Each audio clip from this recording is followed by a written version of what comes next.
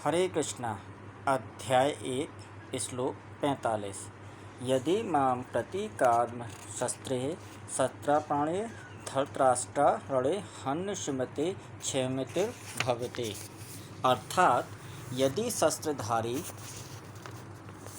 धृतराष्ट्र के पुत्र मुझे निहत्थे तथा रणभूमि में प्रतिरोध न करने वाले को मारे तो ये मेरे लिए श्रेयकर होगा।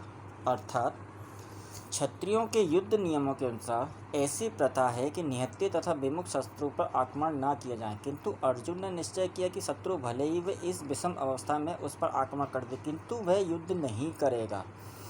उसने इस पर विचार नहीं किया कि दूसरे दल युद्ध के लिए कितना उद्यत है। इन सब लक्षणों के कारण उसकी दारिद्रता है जो भगवान के महान भक्त होने के कारण उत्पन्न हुई है। देखिए, महाभारत का जब युद्ध डिसाइड हुआ था तो दोनों पक्षों में जो अपने अपने सेनापति थे, जो कौरवों के सेनापति थे वो पितामह भीष्म थे, और जो पांडवों के सेना के जो सेनापति थे वो धृष्टद्युम्न थे।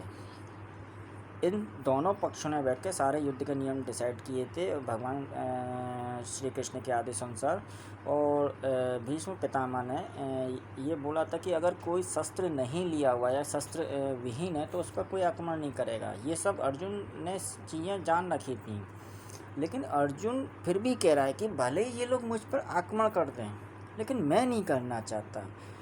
वो क्यों नहीं करना चाहता, यहाँ पर ये बात समझने की बात है कि देखिए, भगवान का जो भक्त होता है वो कभी भी ऐसे कर्मों में लिप्त होना ही नहीं चाहता और ऐसे कर्मों से बचने की कोशिश करता है।